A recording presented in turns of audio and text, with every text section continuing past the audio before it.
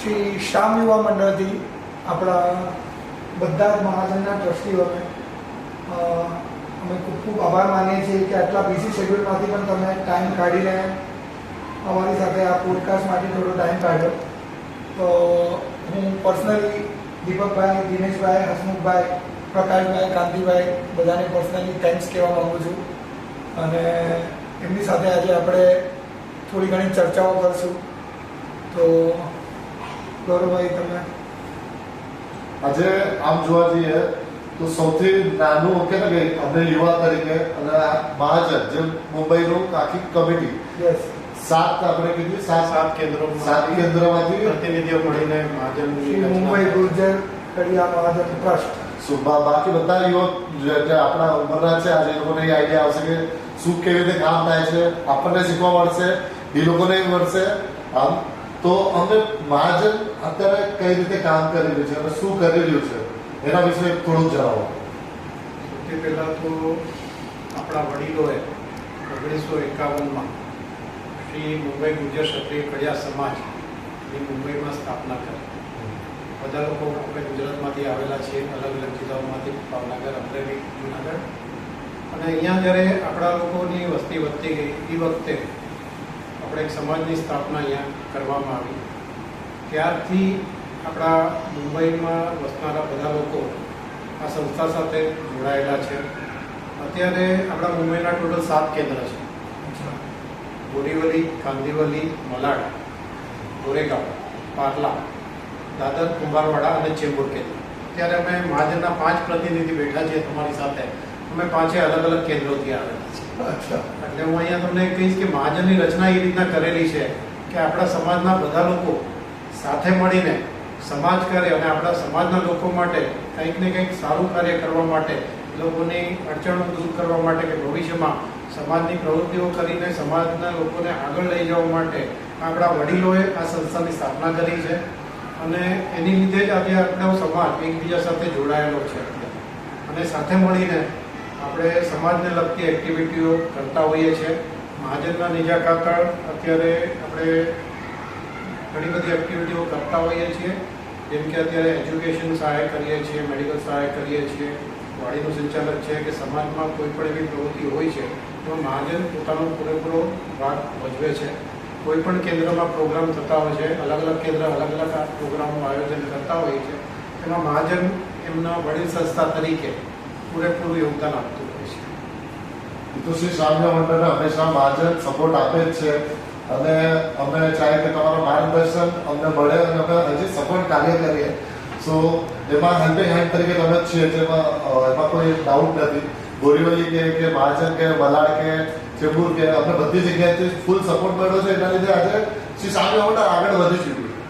અને આમ જોવા જઈએ તો આજથી 10 વર્ષ અમને બી થઈ ગયા. 10 વર્ષ પહેલા અમે ચાલુ કર્યું. સો ઘણા 22 હું 22 હતો.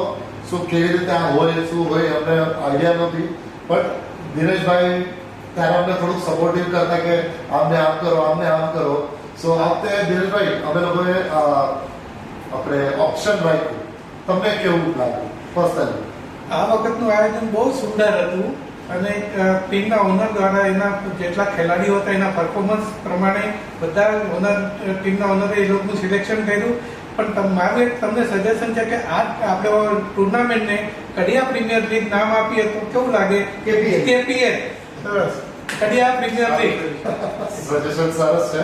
એના વિશે આપણે ઓબ્વિયસલી વિચાર કરશું કે કેવી રીતે આપણે આગળ વધારીએ. અને એના સાથે સાથે આપણે કંઈક બીજું બી આના વિશે વિચારતા હતા. મને હવે તમારી પાસેથી જાણવું હતું કે હવે આ મહાજન સ્ટુડન્ટ્સને ભણવા માટે બી સહાય કરવાની છે તો એ કેવી રીતે કરવાની છે? અને સપોઝલી કોઈ યુવાને આ વસ્તુ જોતી હોય તો એ કેવી રીતે આના માટે અપ્લાય કરે એ થોડુંક જણાવો પ્રકાશભાઈ. એટલે સ્પેશિયલી એજ્યુકેશન ફિલ્ડમાં મહાજન કઈ રીતે કામ કરે છે, કઈ રીતે અમે તમારો અપ્રોચ કરી શકીએ એ રીતે. એજ્યુકેશનના પહેલાં આપણે સ્ટાર્ટિંગમાં અમે આવ્યા એની પહેલાં 2500 થી 3000 રૂપિયા આપણે સહાય આપતા. અત્યારે અમે એ સહાય લઈને 2500 થી 5000 કરી 11000, હવે 21000 સુધી અમે લોકોનું જોઈએ બધું એ હિસાબે અમે 21000 રૂપિયા સુધી સહાય આપવા માટે અમે અત્યારે ચાલુ કરી દીધી છે. સાથે સાથે અમે એજ્યુકેશન લોન અને એ બી ચાલુ કરવા માટે કઈ અમારી એચિવમાં અમે લોકોએ અપ્રૂવ લઈ લીધી છે કે અમે લોકોએ બધા વિદ્યાર્થી લોકોને જે એમાં અમે ક્રાઇટેરિયા અમુક રાખેલા છે કે અમુક આપણે બધાને તો નહીં આપી શકીએ પણ લિમિટેડ જેમને આપણે આપશું. અમારા જે ક્રાઇટેરિયા છે એની અંદર બેસી જશે તો અમે લિમિટેડ જેમને આપણે સહાય આપશું. એમાં અમે અત્યારે 5 વિદ્યાર્થીથી ચાલુ કર્યું છે અને 5 વિદ્યાર્થીને અમુક પર્સન્ટેજ અમે લોકો આપશું. અને દીપકભાઈ, આ અત્યારની અમારી જનરેશન અને અત્યારે 20-22 વર્ષના આપણા જે યુવાનો છે એમની જનરેશન અને તમારી જનરેશન, તમે જ્યારે નાના હતા આ જનરેશનની વાત કરું તો એમાં અમને એક ફરક દેખાય છે કે આપણા વખતે કે તમારા વખતે એટલા ગેજેટ્સ ને એવું બધું અવેલેબલ નહોતું, જેને કારણે આપણે 5 થી 6 ટ્રેક પર ચાલતા હતા કે ભણવાનું, રમવાનું, સામાજિક activity, social activity, extra curricular, કો કરિક્યુલર, એટલે આપણે 5 થી 6 ટ્રેક પર જતા હતા. તો એનાથી હું જોઉં છું એમ ડેવલપમેન્ટ પણ આપણું સારું થયું છે. એટલે આપણી માનસિક, શારીરિક બધી જ વૃદ્ધિઓ વિચારી. પણ આજનું જે યુવા વર્ગ છે, આજનું જે નાના જે બાળકો છે એ એકદમ નાના ટ્રેક પર ચાલે છે કે ભણવા જવું, ઘરે આવવું, મોબાઈલમાં અમુક ગેમ રમવી, ક્લાસીસ જવું, બસ આટલી જ એક લાઈફસ્ટાઈલ રહી ગઈ છે. વધે છે એ લોકો પાસે શનિ રવિ તો એમાં પણ એ લોકો પર બધું બર્ડન હોય જ છે. તો મારી પર્સનલી હું વાત કરું તો હસમુખભાઈના ઘરેથી જે છે એમના વાઈફ એટલે કે જયશ્રીબેન રાઠોડ એ મારા ક્લાસ ટીચર પણ હતા. તો મને પર્સનલી બહાર ખેંચીને સ્ટેજ ઉપર ચડાવવો, સ્ટેજ ફિયર દૂર કરવો અને સ્કૂલમાંથી પછી આપણા સમાજની એક્ટિવિટી સાથે જોડેલો રાખવો. વિજય પાર્લા કેન્દ્રમાં અમારા જેટલા પણ કાર્યક્રમો થતા એમાં એક્ટિવલી પાર્ટિસિપેટ કરાવવું. તો એનો ફાયદો આજે મને દેખાય છે કે સામાજિક રીતે બધા સ્ટેજ ઉપર આપણે જ્યારે કાર્ય કરતા હોઈએ તો આપણે કેટલો કોન્ફિડન્સ અનુભવતા હોઈએ છીએ. પણ આજની જે યુવા વર્ગ એક પતલા ટ્રેક પર ચાલે છે તો એના પર એ ટ્રેક છોડી અને હજી થોડા 3-4 ટ્રેક પર ચાલે એના માટે તમે કંઈક સલાહ સૂચન આપો.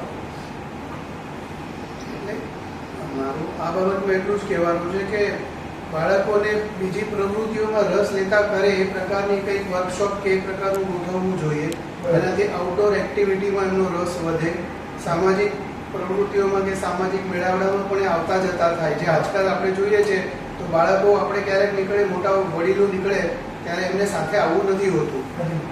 તો કેમ કે કાં તો એક ભણવામાં બિઝી હોય છે કાં બીજી જે એમને ક્લાસીસ છે કે એ રીતના જે કંઈ કાર્યક્રમો શેડ્યુલ ગોઠવેલું હોય છે એની અંદર જ બિઝી રહી છે એ લોકો.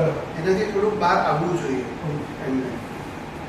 અત્યારે યોગીભાઈ તમારી વાતથી હું સહેમત છું કે અત્યારનું જે જનરેશન છે એણે પોતાને એક ટેબલ સ્પેસ પર સિંક કરી નાખ્યું છે. હું મારી વાત કરીશ કે અમે નાનપણમાં એવું હતું કે સ્કૂલથી આવ્યા એટલે બેગ મૂકીને ક્યારે નીચે રમવા જવું મળે એ અમે ચાન્સ જોતા હતા અને નીચે નીકળી પડતા હતા રમવા. એટલે પછી જે પણ અમારે હોમવર્ક કઈ હોય છે એ રાતના જમીને પછી અમે લોકો કરતા. પણ અત્યારનો વર્ગ એવો છે કે સ્કૂલ, ક્લાસીસ અને ક્લાસીસમાં હવે એક્સ્ટ્રા કરિક્યુલર એક્ટિવિટીમાં પણ સ્પેશિયલાઇઝ જે કોમ્પિટિટિવ એક્ઝામ હોય છે એની તૈયારી હોય છે. એટલે આમાં મારા હિસાબે બહુ ઓછો પર્સન્ટેજ ઓફ છોકરાઓ જે છે એ અત્યારે અધર એક્ટિવિટી છે, ફિઝિકલ એક્ટિવિટીમાં કે સ્પોર્ટ્સ રિલેટેડ એક્ટિવિટીમાં કે એમાં જોડાયેલું છે. જેમ કે અત્યારે સમર વેકેશન પડશે તો થોડા લોકો સ્વિમિંગમાં જોઈન્ટ થશે પણ એ ખાલી ટેમ્પરરી રહેશે. બસ પણ કહેવાનો મતલબ છે કે આને ડે ટુ ડે એક્ટિવિટીમાં કોઈ ક્યાંક એક્ટિવિટી, ફિઝિકલ એક્ટિવિટી હોવી જોઈએ જેનાથી એમનો ફ્યુચરમાં પણ હેલ્થ સારી રહે. અને ખાલી એજ્યુકેશન જરૂરી નથી, એજ્યુકેશન છે એનું ઇમ્પોર્ટન્સ તો છે પણ માઇન્ડને ગ્રો કરવા માટે ફિઝિકલ એક્ટિવિટી પણ એટલો સાથ પુરાવે છે. બરાબર. એટલે આમાં પેરેન્ટ્સે પણ હું એક એમને રિક્વેસ્ટ કરીશ કે પોતાના છોકરાઓને, છોકરી હોય કે છોકરો, એને મોટિવેટ કરો એક આઉટડોર એક્ટિવિટીમાં ઇન્વોલ્વ રહે.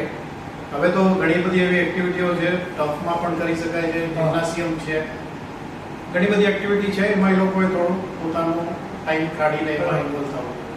એટલે અમે જે આ ટુર્નામેન્ટ સ્ટાર્ટ કરી છે એનાથી સૌથી મોટો ફાયદો અમને જે થાય છે એવું પછી એ સાચું ખોટું તમે કીધું અને પ્રકાશ તમે પાડ્યો કે આજનો યુવા વર્ગ હારવા માટે તૈયાર નથી.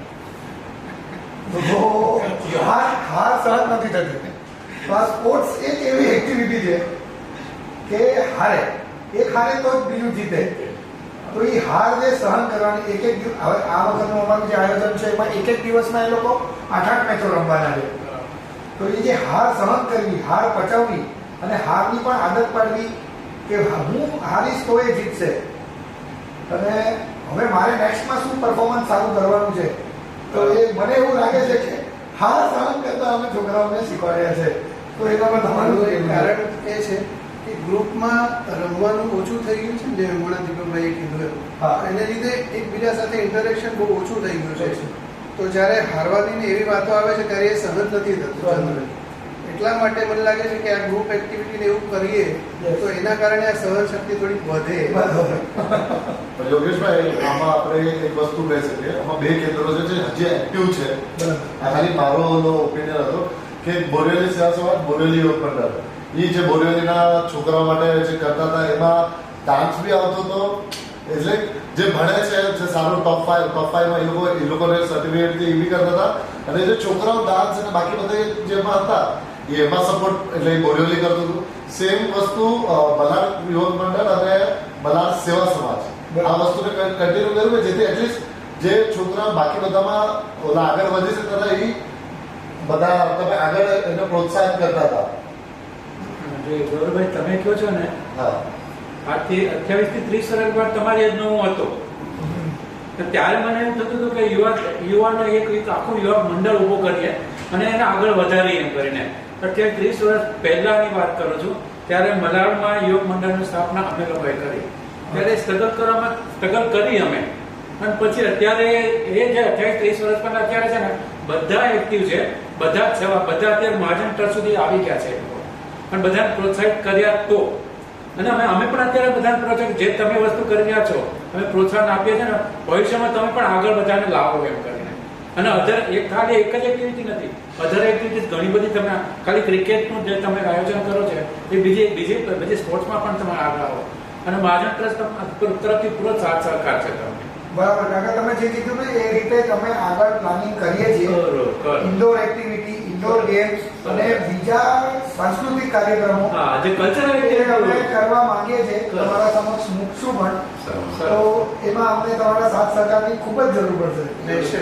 હંમેશા રહેશે સાથ સહકાર. અત્યારે તમે વેકેશન ટાઈમ પકડ્યો, બરાબર, બરાબર. કે લોકો વેકેશન ટાઈમે ઇન્વોલ્વ થઈ શકે, એ બહુ સારો ટાઈમ છે. ભવિષ્યમાં પણ કોઈ પણ એક્ટિવિટી કરો ત્યારે આ વસ્તુ શેડ્યુલ એ લોકોના સ્કૂલના કોલેજના જાણી લે, કેમ કે એ લોકોના શેડ્યુલમાં નહીં બેસે તો એ લોકો પાર્ટિસિપન્ટને આવવાની બહુ ઈચ્છા હશે.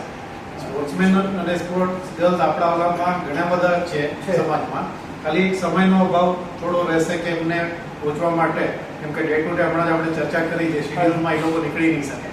કાં તો તમારે કોઈક એક્ટિવિટી, કોઈક નેશનલ હોલિડે પકડવું પડશે, અથવા તો તમે જે આ વેકેશન પીરિયડ પકડો છો એ બહુ સારી વસ્તુ છે કે વેકેશન ટાઈમે લોકો સમય કાઢીને આવા આયોજનમાં પૂરેપૂરો સહભાગ કરશે.